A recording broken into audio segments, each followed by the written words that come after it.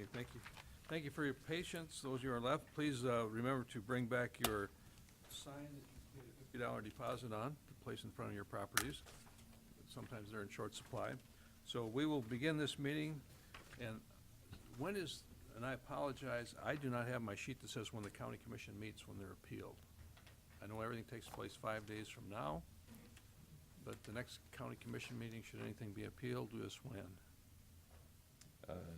July 18th? July 18th. There we go. Yes. Okay. Okay, so I call this regular meeting of the Minnehaha County Planning Commission to order. We have, we will have the consent agenda as well as the regular agenda items. Any action taken tonight on a conditional use permit will take effect 5 working days following this meeting unless a written appeal of tonight's meeting is filed in the county planning office by Monday, July 3rd at 5 o'clock. In the event of an appeal, the decision will be referred to the county commission on July 23rd, and that meeting meets here on or about 9 o'clock in the morning. Okay. July 18th, excuse me, okay. Is the date. Okay, so I will first read the consent agenda. Anyone who's, if the commission members at this time, do you have any objection to any item on the consent agenda? Mr. Chairman, I guess I would like to review items 2 and 3. 2 and 3, because of the size, probably. Sure. Okay, so you want those to be presented? They'll be moved to the regular agenda, items 2 and 3. And then, any other items?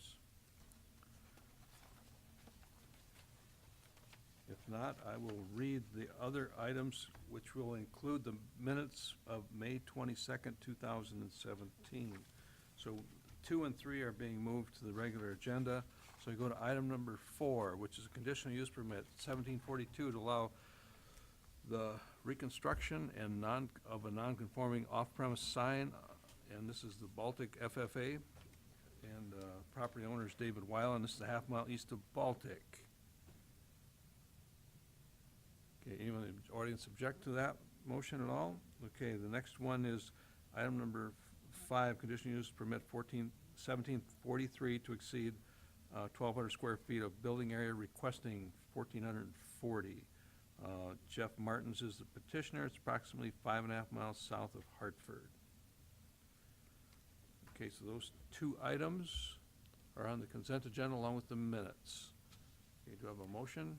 Make a motion to approve the consent agenda. Okay. You second? Okay, a motion and a second to approve the consent agenda. All those in favor signify by saying aye. Aye. Opposed, same sign. Motion carries. So item 4 and 5, you are free to go. Thank you for your patience. Unless the FFA boys want to make a presentation. Or stay You're for all right some with more that? fun. Okay.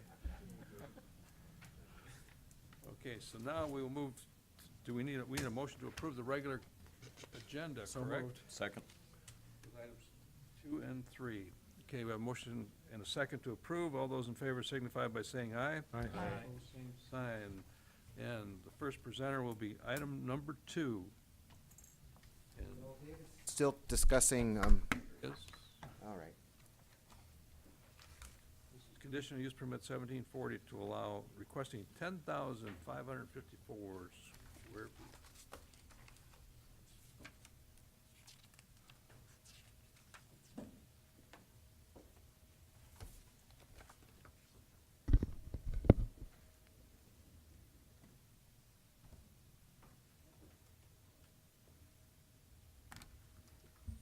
Is that the siding they're going to use?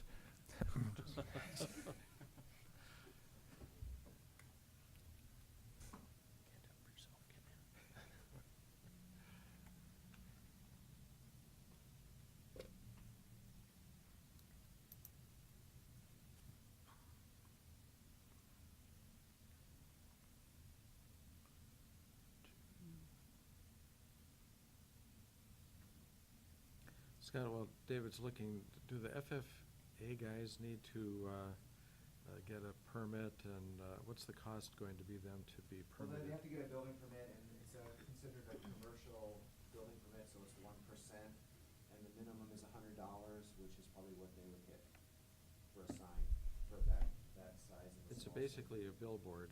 Yeah. The sign is also in the floodplain, so I have to get flood control. They pop it out of the ground and float it downriver then? That's $50 $50. for a floodplain development permit, yes. Interesting, all this stuff. Okay. All right, thank you, David. So David Heinold, Minnehaha County Planning Department. So conditional use permit 17-40 is to exceed 1,200 square feet of total accessory building area. This is a request of 10,554. So this property is located just south of Valley Springs on the southern tip, just off of Dunham Street. If you go straight south, it's about 1/8 of a mile down the way, or just to the south along that road. The site plan, as you can see here, the existing building, this is 7,314 square feet. And the site plan shows an addition to that building of 54 by 60. So onto the north side of the building there's an existing tree grove, few rows of trees there along the north and west sides of the property boundaries. And this is the driveway that leads to straight to the building. So I took a couple of pictures of the site itself. Actually, before I get into that, just going through some of the properties in the vicinity about the accessory building sizes in the area. Immediately to the east, if you continue around the curve going east towards this property right here, it's located about 1/8 of a mile to the east, has 4,320 square feet on roughly 12 acres. Comparison, the petitioner's property, the subject property, is about 8 acres. And in the same instance, the property that is on the south side of the road, as you can see here, it's a smaller property on half the size of what the petitioner is about a 3.5 acre parcel, has 3,156 square feet of accessory building area. So just going through some of the pictures that I took of the petitioner's building. As you can see, the white building in the background, and the addition would be to the north of that, towards that tree grove. This is a closer up picture. There's also a building in the background that originally wasn't accounted for in the application, but was included. So the request jumped up to that 10,554 square feet with the proposed addition. And there's also a building back here that's I believe a 3-sided or a barn in the background. This is that building that you saw to the east, about 1/8 of a mile down the road. Similar type building, looks like a barn. The petitioner's intended use for their building would be an indoor horse riding arena, as well as for personal enjoyment. And this is that building just to the east. And this is the one on the south side of the road, smaller size. It's also on half as big of a lot as the petitioner's property. This building is located in the front yard of that property, or north of the house. And this is another building that's located on that same lot, that's just off to the back of the lot. Some of the criteria that we go through with conditional use permits: the effect upon the use and enjoyment of other property in the surrounding area for uses already permitted, and upon property values in the surrounding area. There's several buildings within a half mile that are comparable to the size, or approaching that, the size of what the petitioner is requesting. One of the properties in one building has over 4,000 square feet of accessory building area, and that's the only building that's on that property. The first picture I showed. It's unlikely that the proposed building size, with the amount of screening around the property with the trees, that it would have a detrimental effect on property values in the immediate vicinity with the buildings that are already there. The proposed building would be used for the property owner's personal storage and use for horseback riding. The area is primarily agricultural around it to the north and west, and then Valley Springs is about a quarter mile to the north. There's a pretty good separation. I thought I had a picture of that just showing the hillside in there. But there's a pretty good, it drops straight down into Valley Springs. This is located up higher on a hill. And in addition to that, there's also a cemetery that's located across the street from the petitioner's property. 2, the effect upon the normal and orderly development and improvement of surrounding vacant property for uses predominant in the area. This building can only be used for personal residential storage or personal use for horseback riding. There's no commercial or business related activities or tournaments or anything like that. Given the size of the other larger accessory buildings, 10,554 square feet of accessory building area would be congruent with the land composition with the area that's primarily agricultural and vacant land there with a few residential acreages. 3, that utilities, access roads, drainage, and other necessary facilities are provided. The driveway is already there for access to the building. The building is in addition on the north side. There's no other further infrastructure that needs to be provided from the application. 4, that off-street parking and loading requirements are met. They're with a personal use and storage with this proposed building. There is no need for off-street parking with a supplemental area that is on site for the property owner's own vehicles. No commercial or business parking is allowed at any time, as well as with the use. 5, that measures are taken to control offensive odor, fumes, dust, noise, vibration, and lighting inclusive of lighted signs so that none of these will constitute a nuisance. There's no offensive nuisance that are permitted at any time during the operation of this building. And lighting should be projected downward onto the property in order to prevent light spillage. 6, the health, safety, general welfare of the public and the comprehensive plan. The proposed use of the building, as the petitioner has stated, for an indoor riding arena should have no effect on the health, safety, and general welfare of the public. The use of this building for private use and storage will create a few problems to adjacent property owners with the 2 residential acreages and the surrounding agricultural land, and as well as the cemetery that's just across the street. The subject property is located just outside of the transition area. Backing up to the map is located on the north side of the shelter belt for the property. So you can look here, north side, the transition area is to the north of this. This is located outside of that. It's in the agricultural production area. And this is identified in the Envision 2035 comprehensive plan, which sets the primary purpose of maintaining the rural landscape until eventual development of residential and or municipal development. Goal 2, Action 2.4 of the Envision 2030 Comprehensive Plan recommends supporting growth that is compatible to adopted municipal comprehensive plans. In going through, the subject property is located on the edge of the City of Valley Springs growth area. In going through and highlighting the Valley Springs Comprehensive Plan 2035, their future land use plan identifies the area as commercial within the immediate area to the north and west as low density residential. So you're looking basically red and then yellow around that is what's in the comprehensive plan.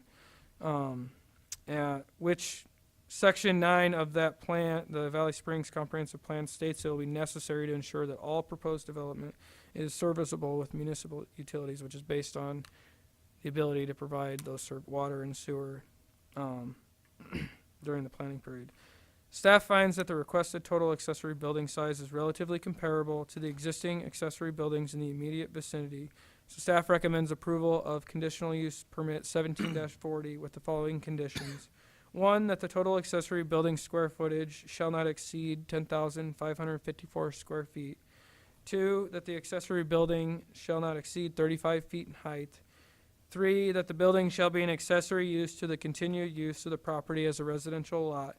4, that only personal residential storage shall be allowed in the building at any time, and no commercial uses or commercial storage will be allowed at any time. 5, that all outdoor lighting shall be of a full cutoff and fully shielded, designed to prevent direct spillage of light beyond the property boundaries. And that 6, that a building permit is required prior to construction of the accessory building. And I'll answer any questions if you have them. Okay, questions of David? David, so is the building, the proposed addition, 120 feet from the north border and 172 from the west border? Is that what you calculate? Yeah, the site plan looks like it shows 120 feet from the north property line and 172 from And the both west. of those are wooded boundaries, basically? They're trees. Mhm. Okay, any other questions? Now we'll have the petitioner come forward. Thank you, David.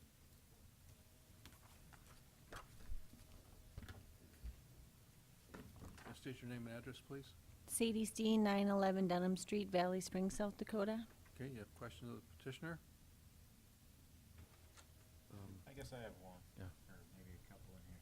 How many horses do you envision having in the, We have 4 and we're hoping to get down to 3. We have 1 extra that we don't need right now. Okay, other questions? I have just a quick one. What is the other big building used for? That's where we store all of our hay. That's where they're able to get out of the weather. And then we have some, lawnmowers and snow plow and stuff like that. I was looking at that green circle. I was trying to figure out what that was. Oh, that's our outdoor riding arena. That's just all sand to ride on. That's what that is. Yep. Okay, other questions, petitioner? Mr. Chair, just philosophically, and this is for us, this is right on the edge of the small community of Valley Springs. Obviously, with Sioux Falls, we have, a mile consideration. Do you feel that there's any conflict with the community there, you having this riding stable and stuff? No, there's a few right on the edge of the town, on the north side, on the east side, and then, really you can't see the building with the shelter belt so No, you thick. can't. Not from town. Any other questions of the petitioner? If not, thank you, Sadie. You're welcome. Anybody else? Okay, motion? Any opponents? Any opponents? Anyone else care to address this issue? Seeing none, I'll make a motion to approve. Okay, we have a motion and a second to approve. All those in favor signify by saying aye. Aye. Opposed, same sign. We do this every month. Feel free to come back. Okay, we go to item number 3. Is there 4? The next big building, 3.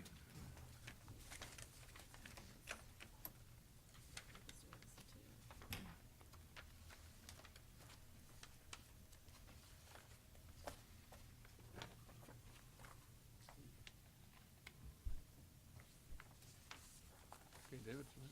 Okay, David Heinold, Planning Department. So conditional use permit 14-41 is to exceed 1,200 square feet of total accessory building area.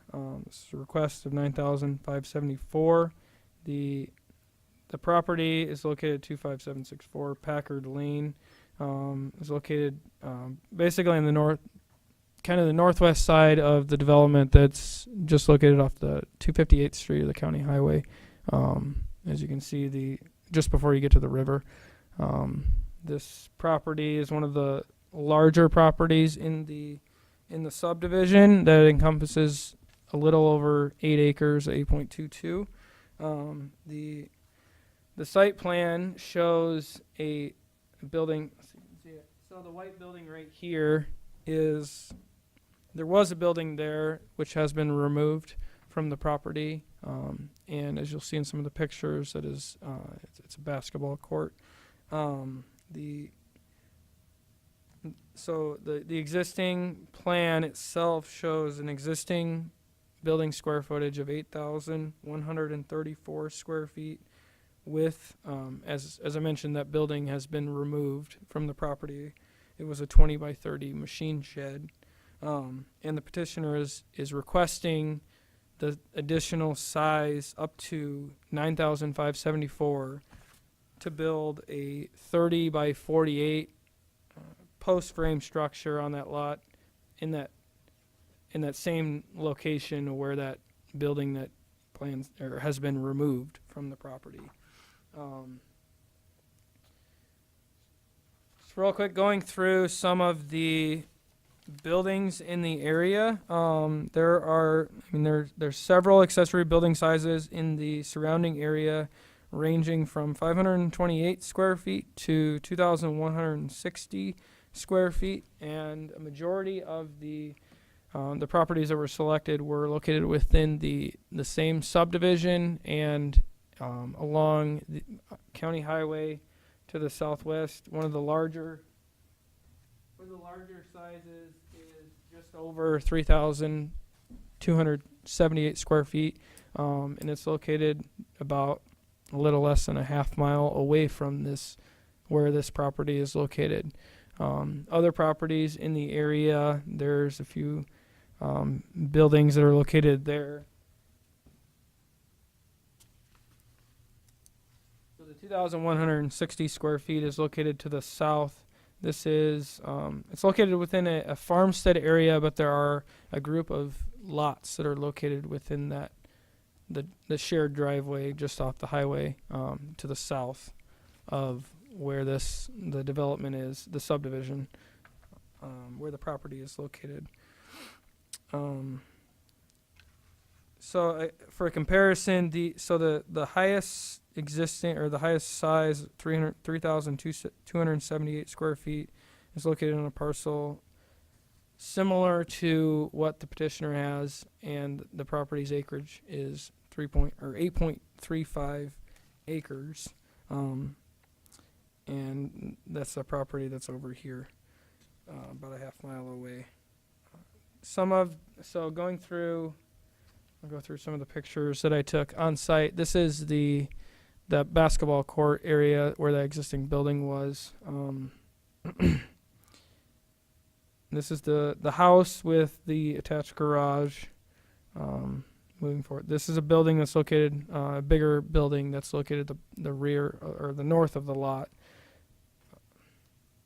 And this building is located along the driveway as you're going to the house, and towards the back. And this is another one of the buildings that's also included. Again, this is the same. It's also included in the square footage, and an additional building. This is included with the requested size. And then this is one of the last buildings that's included with that. So it's a total of about five buildings that are included with the square footage that is being requested. This is just a view from Packard Lane, so you can see, all you can see is the last two buildings that you saw in those pictures. Going through some of the buildings, and this is, we're going all the way around Packard Lane, so if you just follow all the way around back around to the county highway, it wraps around again. So some of the detached garages that you see in the subdivision, and all of these are on smaller lot sizes, about 1 to 2 acre lot sizes. This is that subdivision that was located to the southwest of the Packard Lane subdivision. And this is that same subdivision, just a different lot. And this is, again, the same subdivision. This is on the other side of the street.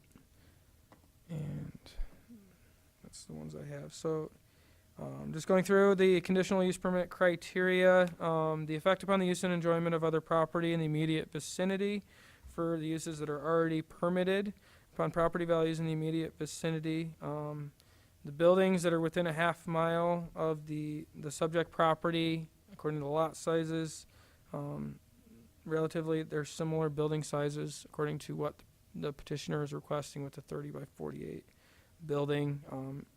If you see the other buildings are really roughly the same size. The proposed building is for the owner's personal storage.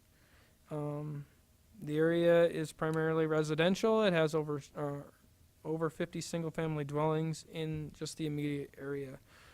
2, that the effect upon the normal and orderly development improvement upon surrounding vacant property for uses predominant in the area.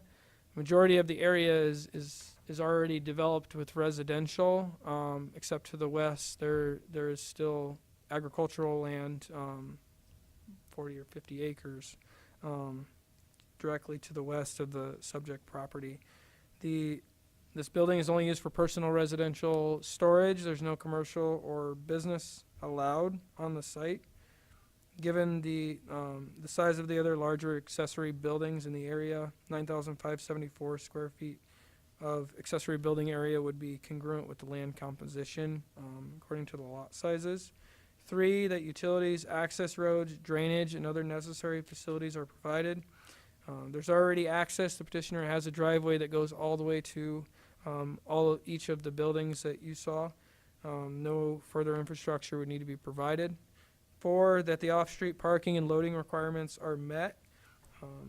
No off-street parking is required as a result of strictly residential use of the property, which is only allowed at this site.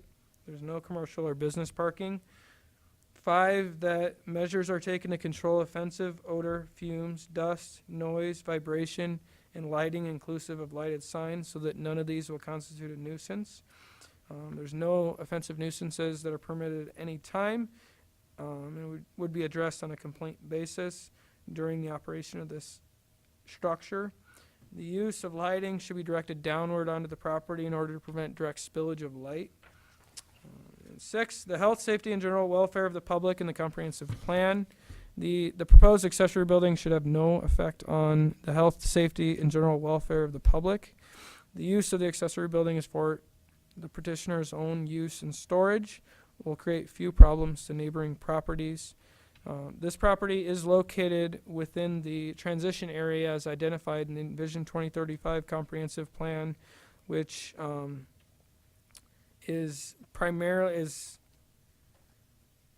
encompassing the area for both the city of Crooks and a combination of Sioux Falls and Crooks, and which encompasses the area that this is within the subdivision itself. These areas have a primary purpose of maintaining the rural landscape until eventual development of residential and or municipal development. I'm going through, mentioned this before, it's the same thing. So goal 1 of action 1.2 of the Envision 2035 comprehensive plan recommends utilizing existing and future development policies and regulations in a consistent manner for similarly sited parcels in order to create fair and orderly development. In the future land use plan section of the Envision 2035 plan, goal 1 aims to develop a countywide land use pattern that ensures compatibility and functional relationships among jurisdictions and related land use activity. This property itself, although inside the transition area, is located outside of all of the incorporated municipality growth areas. The surrounding area is fully developed, as I mentioned, with a few remaining building eligibilities on that surrounding agricultural property, and is over one half mile from the rural service area that's located at the interstate exit of I-29 and 258th Street. And so the immediate area does not have availability of sanitary sewer, with which the present land use composition will likely remain the same except for the addition of those single-family dwellings with the building eligibilities that are there during the planning period. So staff finds that the requested total accessory building size is relatively comparable to the existing accessory building sizes in the immediate vicinity. Staff recommends approval of conditional use permit 17-41 with the following conditions. 1, that the total accessory building square footage shall not exceed 9,574 square feet. 2, that the accessory building shall not exceed 35 feet in height. 3, that the building shall be an accessory use to the continued use of the property as a residential lot 4, that only personal residential storage shall be allowed in the building and no commercial uses or storage will be allowed at any time. 5, that all outdoor lighting shall be of a full cutoff and fully shielded, designed to prevent direct spillage of light beyond the property. 6, that a building permit is required prior to construction of the accessory building. And I'll answer any questions if you have them. So what is the actual size in addition to then the building here? Size of the building, 30 by 48 By is the 48. proposed building. Okay, that's what it was a little confusing. You had 9,574 square feet and you had 8,134. I thought might be the difference in the two or something, so. Okay, so 30 by 48, additional building. So yeah, that is the difference, at 30 by 48. Any other questions, David?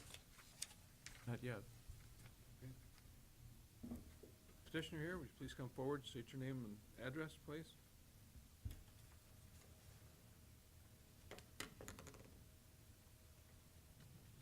Petitioner not hanging with us? That's interesting. Well, then I do have a question for, Yes, you do.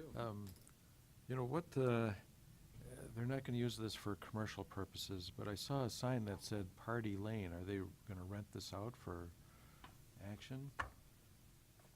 I think they're fun-loving people that live there. Oh, let's go. If they're not here, let's go there. Because that does usually create a dilemma. We do tend to defer if they are not present. If you have questions. I guess, again, asking staff, so they knew that it might be pulled off and put on the regular agenda, right? A letter in the mail that states they're pulled off the consent agenda when there is discussion. I move deferral for a month. Okay, we have a motion for deferral I'll second it. in a second. All those in favor signify by saying aye. All right. Opposed, same sign. Deferred for 30 days. Next meeting. Yeah, July 24th. Okay. What are we up to? Item number 4? The next item is item number 6, which is a rezoning for 1701. This is for the property that is a mile and a half or 2 miles south of Wall Lake. And the applicant is still in the process of putting their plan together. I have been discussing this with Eric Willitson, and he assures me that there's going to be a number of uses, commercial, multifamily, and residential. But he's working, it's an estate property, and they're working with all of the heirs to put this plan together, so it's taking a little bit of time. He asked that it be continued until your next meeting, July 24th. That's my motion. Second. Motion second to defer. All those in favor signify by saying aye. Aye. Opposed, same sign. Motion carries. Next item. Next item is a rezoning request 1703. This is to rezone property at the Crooks exit. The property is approximately 4 acres, I believe. And this is for, it's located south of the Hyman Fire area. This is the map. And the property is within an area that is developing as an existing light industrial commercially zoned area. The applicant is wanting to rezone the property to light industrial, I-1 light industrial. And they have plans to do some development in there. The subject property meets the criteria for our Envision 2035 plan and is an expansion of the existing commercially zoned area in the vicinity. Staff recommends approval of the rezoning request, and I can show you a couple of pictures. Basically, it's just vacant farmland at this point. This is looking south towards Sioux Falls. I'm standing basically at the Hyman Fire, the parking lot. This is looking to the northwest. This is looking to the northwest, and this is where I was standing looking at the large new Hyman Fire truck facility. This is looking straight to the west, Derry Benson's farm. That's it. I'd be glad to answer any questions you have. Questions of staff? Thank you. Okay, well, petitioner, I know you're here, so please come forward, state your name and address. Any questions? Hi, I'm Laura Benson. My address is 46039 249th Street, Colton. Okay, any questions of the petitioner? Okay, we have a quiet group tonight, so no questions. Thank you very much. Do you have any questions of the commission, I should have asked? Okay. Do we have a motion? Anyone else in the audience care to address this? Move approval. Second. For approval and a second by Mike. All those in favor signify by saying aye. Aye. Opposed, same sign.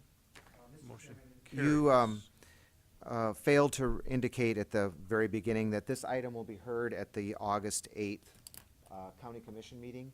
So it's a little bit unusual. It's a little pushed out a little bit further, but there's no meeting next week because it's the 4th of July. Oh, the county commission? Yeah, County Commission. So it's I won't be able to set the hearing date until the 11th, which by the time I set the hearing date and we have the hearing, it pushes it out to the 8th of August. So. So then we move on to our item number 8. Kevin Hookman, County Planning Department. Item 8 is a zoning text amendment that has been brought to you a couple times for just kind of a general review as we've been working on the item at the request of the Planning Commission.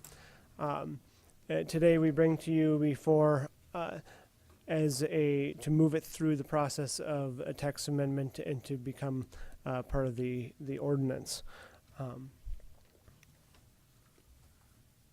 This is to amend CAFO regulations and to add aquaculture regulations to the revised zoning ordinance for Minnehaha County.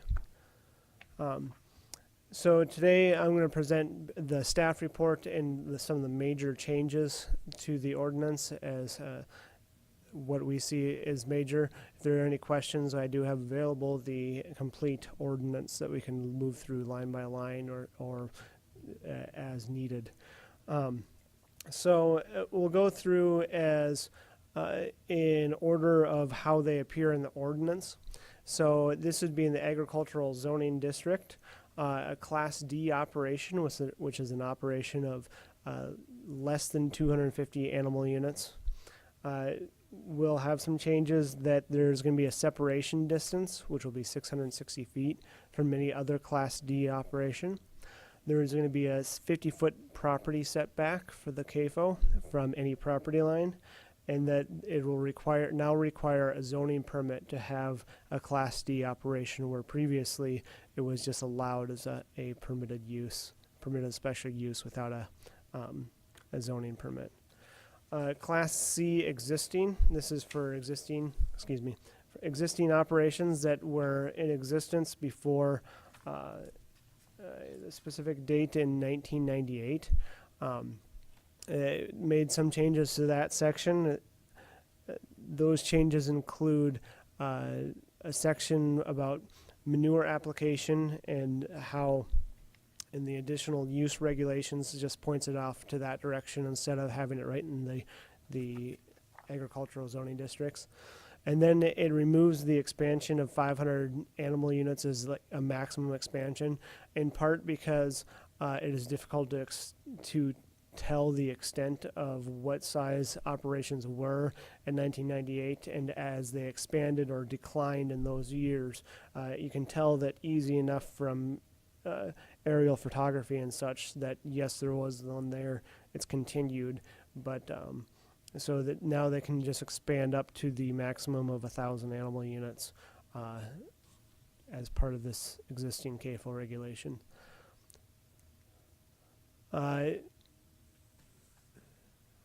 Then moving on, that was the main changes in the agricultural zoning district, and I guess I can maybe stop for questions there if you have any questions.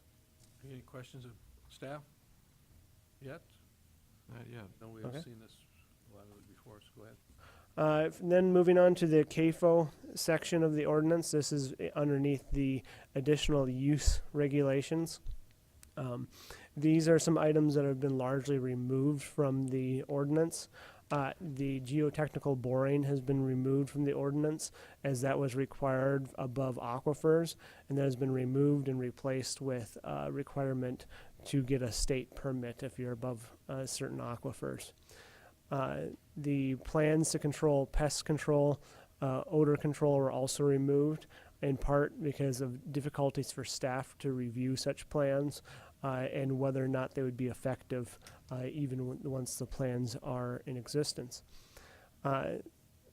Some of the items concerning odor have been brought up in the reduction of the setbacks later on in the ordinance, with the addition of requirement for a shelter belt to reduce setbacks.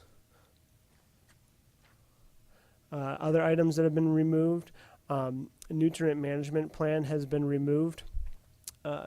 This has been replaced and removed largely because facilities that are larger than 1,000 animal units have a nutrient management plan that are governed by the state. And they take care of what nitrogen and phosphorus is going into the soils and where it needs to be applied. For us as a planning department, what matters most to us would be where it's being, or kind of the how. What kind of manure is it? Where is it going to be stored? Is it going to be shipped? Is it going to be moved across neighbors? But for the nutrients itself, it's really tough for us, again, to do that without engineering help or outside help. Then, let's see, liquid manure, that section has been removed and moved elsewhere in the ordinance, and that we'll see later. So, any questions about removed items? Yeah. All right, so here's some items that have been largely amended from the ordinance. Generally, the flow of the ordinance has been amended to make more clear what is required before a permit is applied for, and then what is required after a conditional use permit is approved. Where before it was kind of a mix-up. Some things were required before, some things were after, and they weren't always in the same place in the ordinance. Then a lot of the setbacks have been reduced, and that has been partly because that was part of the reason why it's been brought up to us to review the setbacks and how they are affecting the producer in their ability to either expand or place a facility in the county, and that the setbacks with the enlarging setbacks were hindering development.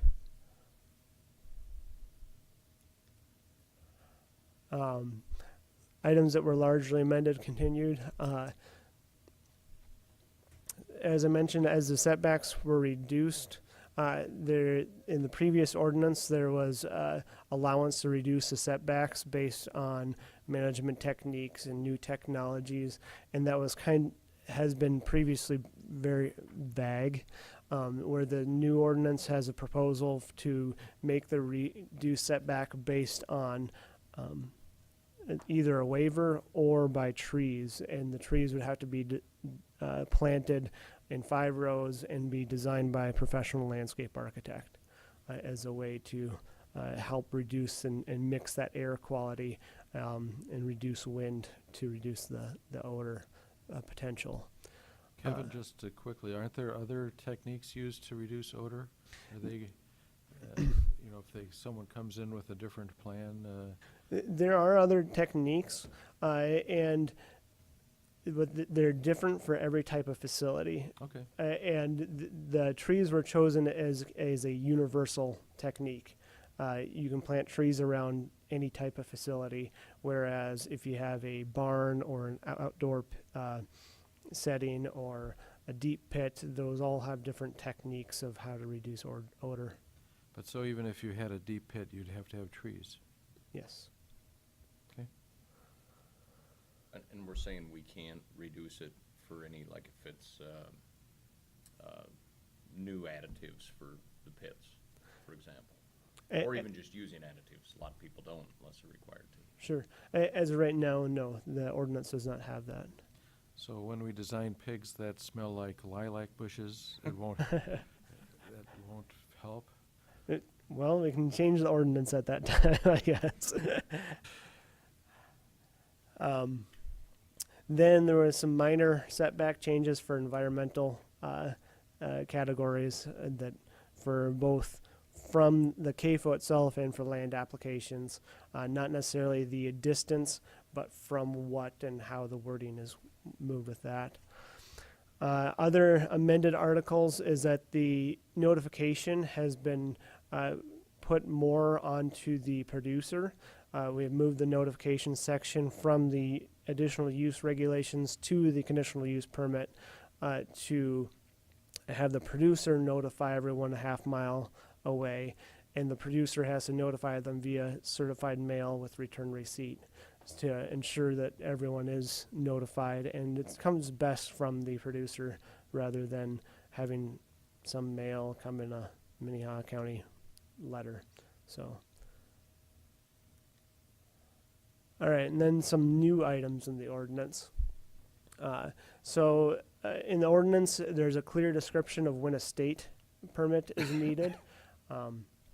In the past, it was just some alluding to a state permit, where now it has, if you're above an aquifer, you need a permit. If you're above 1,000 animals, you need a permit. And I can't recall all of them off the top of my head right now, but that is clearly spelled out when you need a state permit. Then requirements for construction. As buildings are getting bigger, engineering is becoming more important for the construction of buildings. So when those buildings and when the manure containment systems are going to require engineering, that is engineered and brought to our office before a building permit is approved.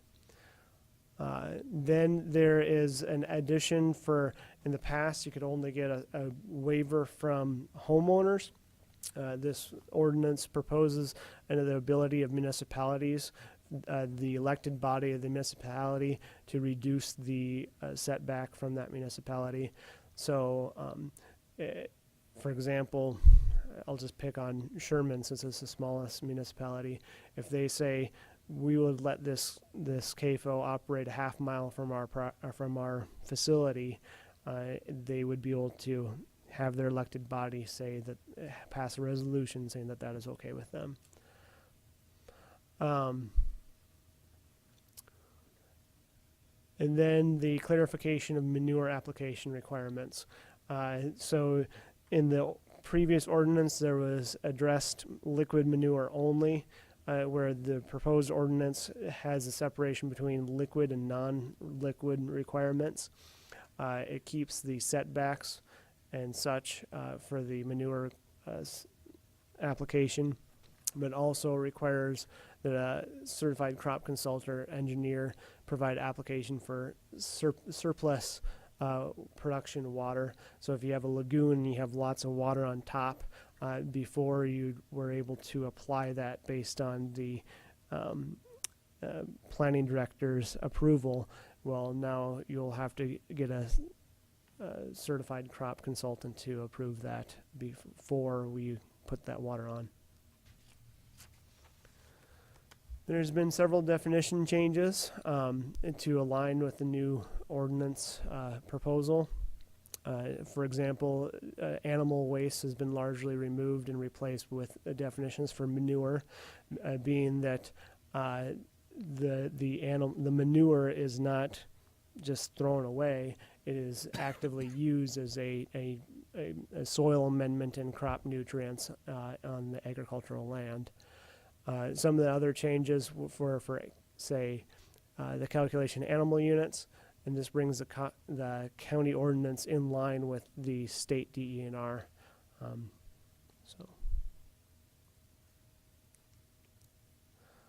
Then we move on to other parts of the ordinance. As noted earlier, the setbacks, or the notification section was moved to the conditional use permit section of the ordinance. The so that the CAFO producer has to send out notice.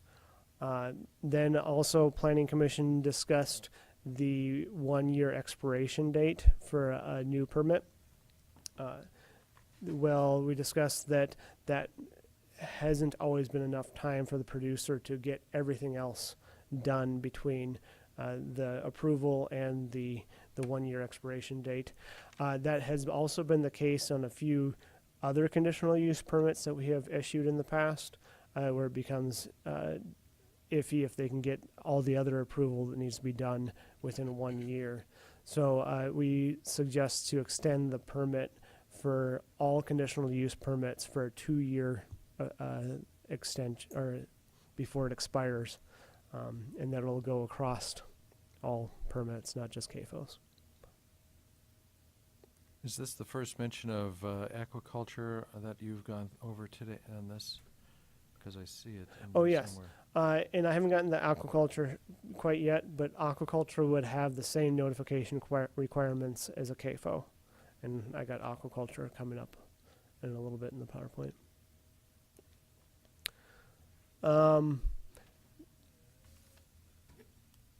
I just brought or I have a slide here for that shows the new setbacks. Just for example, the green dots represent single-family dwellings and the setback distance from that single-family dwelling. This is the setback for a Class D operation, Class C operations, Class B operations, and anywhere where there's white, you'd be able to place a CAFO without running into a setback. And then Class A. And considering Class A does cover most of the map with green, that this does not count the reduction in setback that is allowed with trees, which would bring it closer to this. So. And Kevin, what about neighboring counties and stuff? We now notify them as well, right, Scott? Conditional use permits that are located within a certain distance, I think it's a half mile, but, let me take that back. It's only rezoning requests that you're required to do that for. Okay. Not but we would, if they were up against the county, we would notify the adjacent property owners if they're within that 500 feet. Scott, how about additional, or a state? Like Minnesota, Iowa? We would, if they were building, if the site was located next to the state line and we needed to notify property owners in the adjacent state, we would attempt to get the property owner list from that county, from either Rock. So we presently do that notify the other property, okay. Last month, we had a larger building that notified into Iowa, for example. Then we, Half mile is what you guys do now. Well, 500 feet, but half mile, I mean, there's a number of different setbacks for, like gravel pits. Sure. There's a number of different setback requirements for mailing. so to aquaculture, all of the aquaculture language in the ordinance is new. To the proposed ordinance. Staff reviewed the federal and state regulations before determining, say, the size requirements of the aquaculture. Aquaculture facilities that qualify as small facilities, according to the South Dakota Department of Environment and Natural Resources, will be allowed as a permitted special use in the agricultural zoning district. Anything larger than that would require a conditional use permit. And then aquaculture has been added to the I-1 and I-2 industrial zoning districts as a conditional use permit. That was something we hadn't talked about in the last meetings, and we just sort of decided that why couldn't you put them in an industrial district when they're like the shrimp growers, they're in large buildings and. Yep. But we would do it as a conditional use, so everyone would be notified. And that is where the staff report has ended, and if we have specific questions, we can look at the ordinance directly, but. Any questions of staff? So do we get, anybody that comes in a half mile, you guys will provide the list to the, Yeah, Mhm. yeah, we provide that. so the neighbor would say, well, I didn't get it, and you can say, well, I did give them everybody's name, so. And Except- do the certified, And with the certified mail, they would have the receipt that says they sent that. Yep. Just like for like, this was, this is for the variance, so I have the white slips showing that he mailed them out to everyone within 500 feet of the list that we gave him. That's a significant improvement on what we have been doing. So if their listed address is Las Vegas and their P.O. box in Las Vegas and they're actually living in Venezuela, what happens? Well, they probably wouldn't sign for it, they would come back with undeliverable. No kidding, they wouldn't sign for it, but, okay, It's undeliverable. not that we don't have, the downside about doing anything with certified mail is there's always gonna be a segment of the population that are never gonna sign for these because it's always bad news. So we do Yep. get some of them back. but at least it's proof that That the they- attempt they was made. attempted to make it out, At and least that's the all attempt was judges- made. That's all that you can do is you attempted to contact them. Yep. And then we keep the return, we eventually will get that letter back, or the property owner will. But this is the proof that they mailed it out to them. So, Any other questions of Kevin or staff? I'm gonna show how dumb I am. This is with the aquaculture. 20,000 pounds of cold water fish. How many fish is that? How many animal units? lot of them. The animal units are not yet determined. And, How many 100,000 shrimp in pounds that? warm water fish, it's just like you over there, what does a 30,000 pound dairy herd mean to you? Anything? But they can weigh them, I mean, they do them they do those, when they harvest them, they Yeah. know what the weight is. But I'm just curious, about how many would that be? How many shrimp In the equal a dairy quo? For this- Shrimp, it could be, I'm sure, tens Oh, of yeah. thousands or hundreds of thousands. I'm If it's sure. that tilapia, I mean, they may Pro- be yeah. 5 or 6 pounds each. I think the bigger thing is what's, it's hard to determine, so how big a facility is that, is what you're thinking. Right, yeah. There could be just one fish in that 3-acre pond. Yeah. They're not gonna have the facilities any bigger than they absolutely have to. Have to, right. It's no like any other ag business. Yeah. You can't afford extra facilities. Any other questions? Mr. Chair, we have a couple civilians here. Do they want to comment? That's what we're gonna find out. Okay. You know, in the audience care to address this, or? Yeah, this have is a any public questions? hearing, Yes. so. We're interested. Okay, Patrick's got advice, I bet. seeing none? None? Then we call for,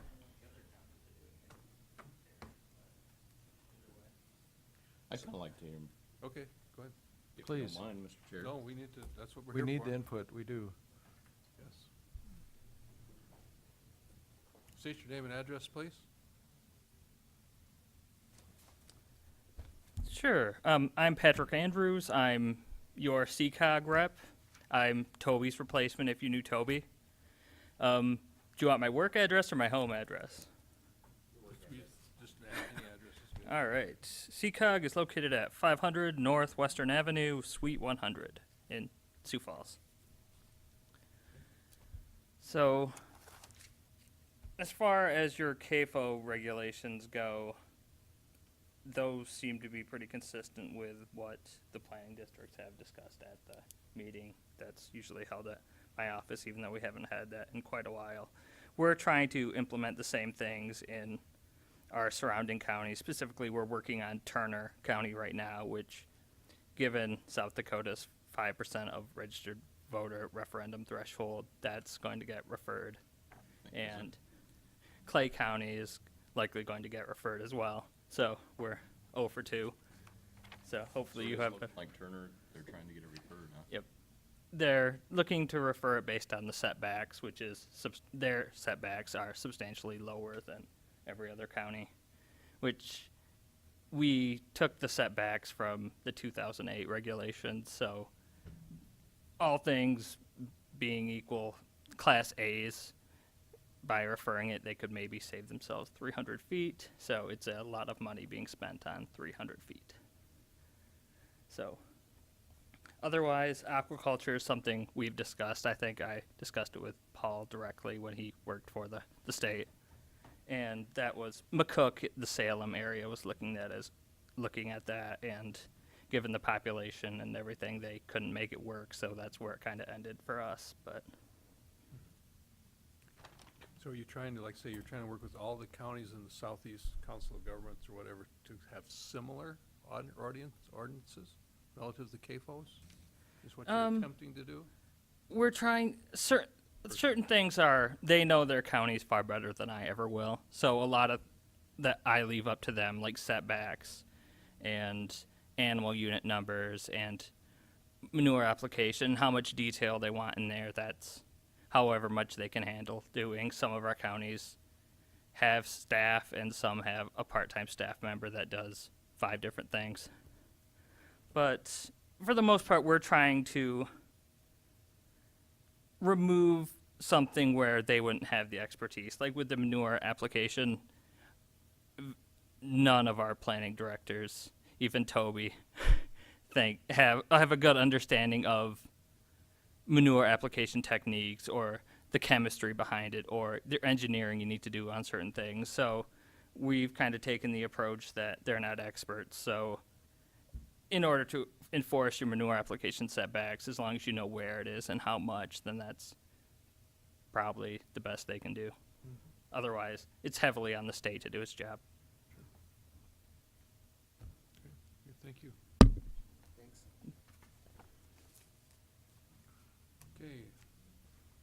One last audience member, if you care to address this, otherwise we'll move on. Okay? Mr. Chairman, Yes? so Scott, procedurally, if we want to change a word or a comma or something, we can do it now? Yeah, Otherwise, it goes forward if we approve it tonight? that's correct. The next step is the county commission. That's correct. So the next step would be, we will prepare a memo and ask for permission to have the auditor publish a hearing notice for the meeting, which would be the August, well, maybe not August 8th, it'll be in August sometime. And, then we have a hearing and we present the same information to them that we just presented to you with a copy of the draft ordinance and, one showing the markup and one showing the clean ordinance so they can look at it, and we have a public hearing.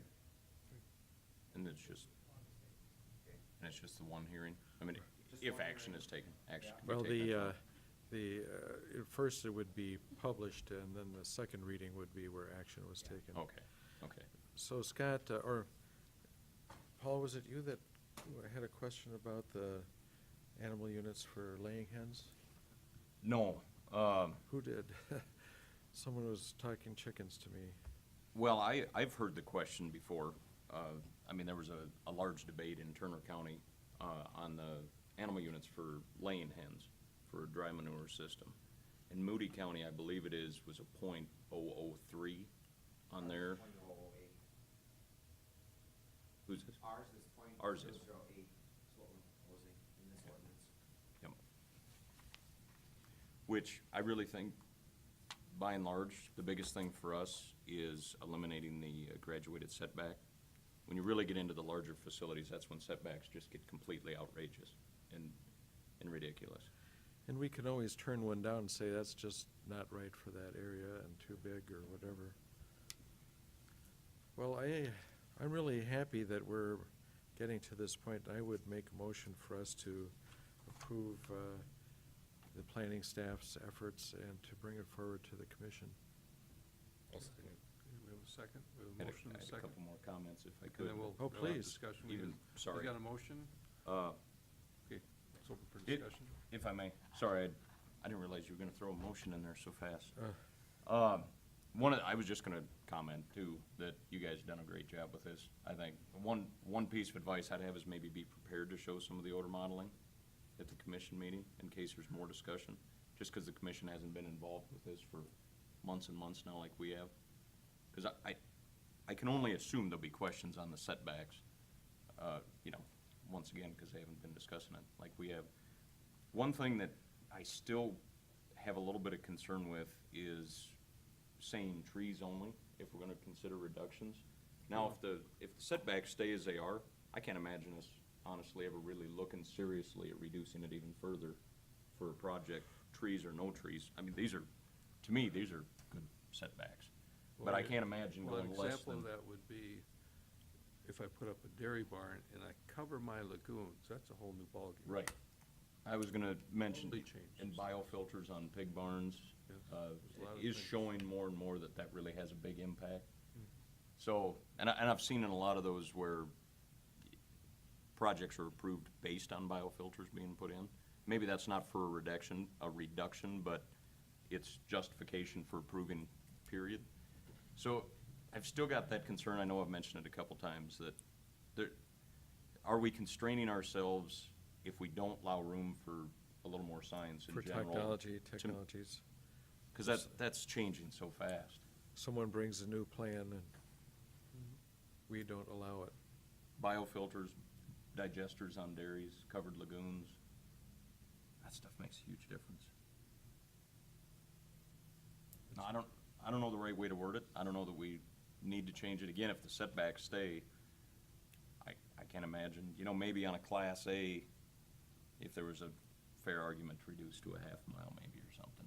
Is there anything in the ordinance that specifically, I haven't seen it, that says, because like I say, the last time we did this was 20 years ago.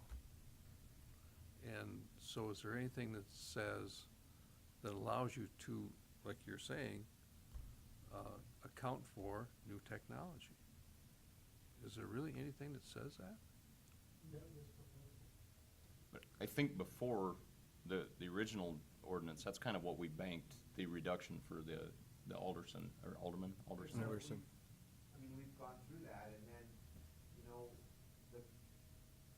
what seems to be always challenged is, that word new.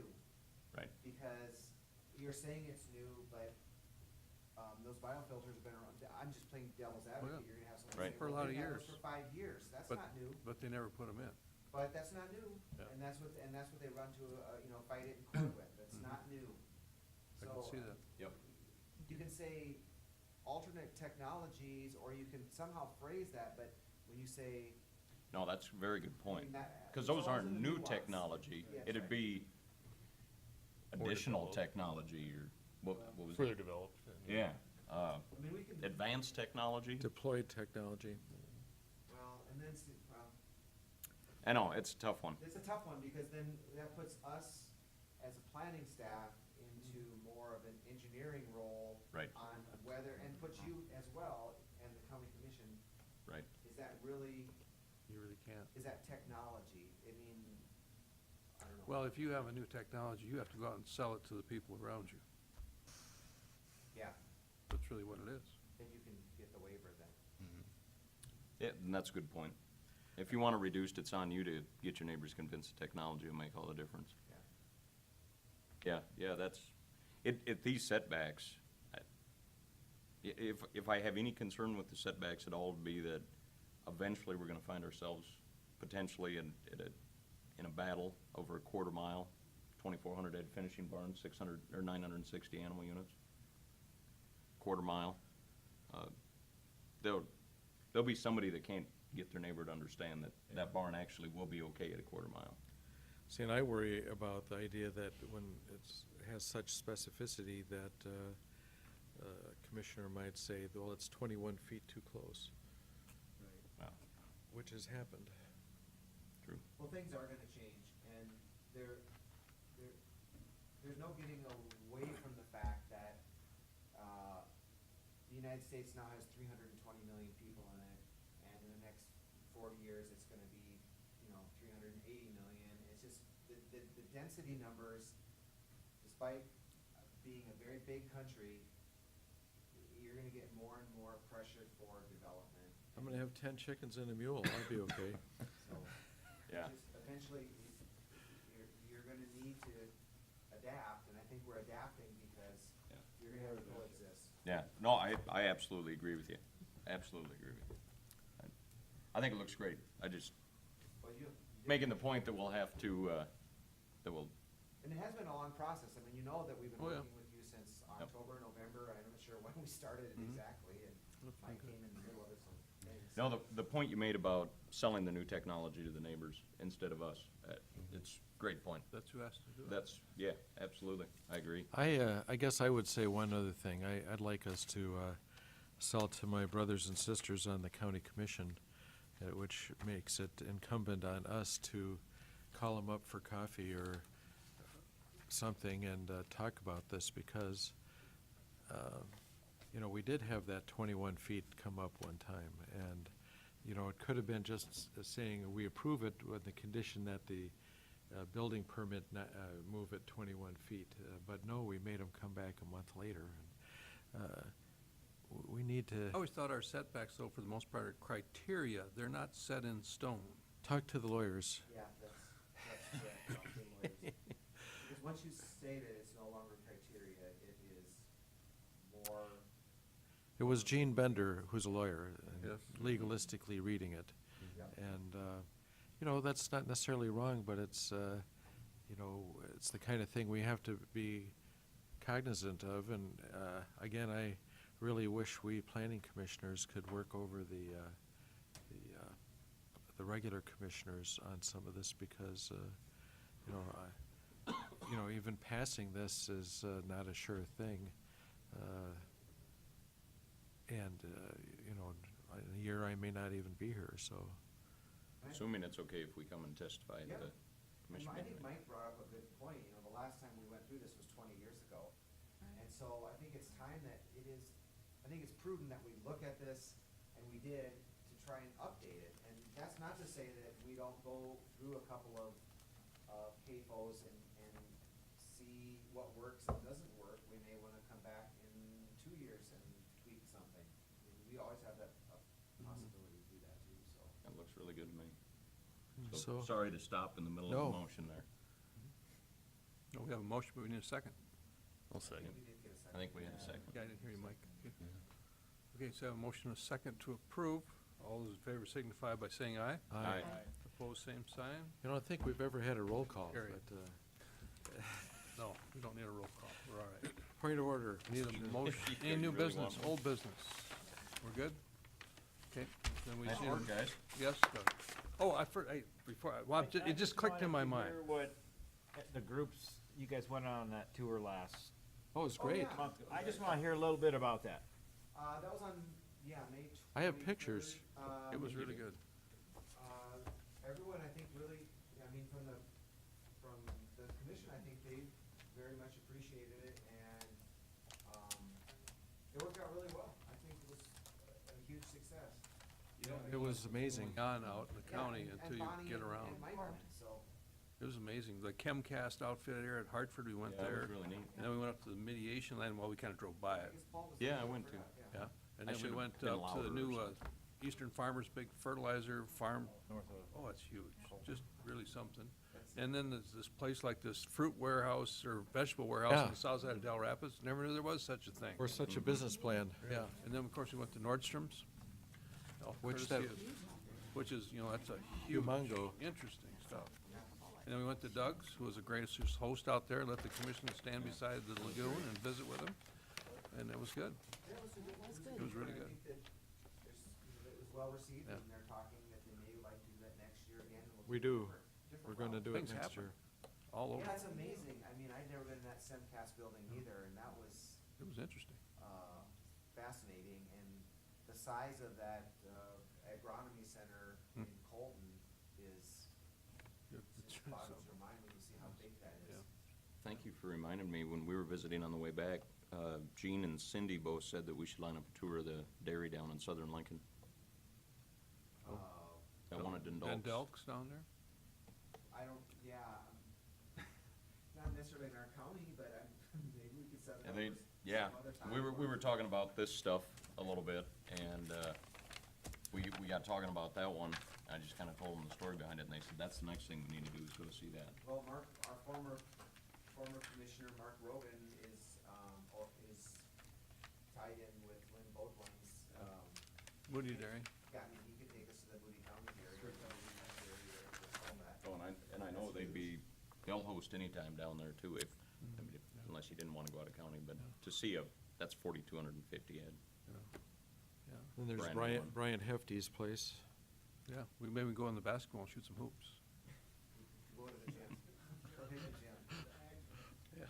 See, I want to thank you guys for, I no longer have a strobe light in my bedroom window out in the Wallach area. Oh, you got that fixed? I can't even see a red light over there. I don't know if they shut it all off or what.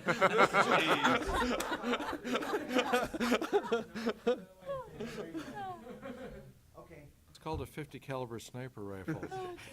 Happy birthday again, Scott. Go celebrate. What bar are you going to? Maybe we'll come have one with you. We need a motion for You're adjournment. supposed to be the unless you have buyer. something else. Motion to Motion adjourn. and a second. All those in favor signify by saying aye. Aye. We are adjourned. Thank you, Judy. No, thank you.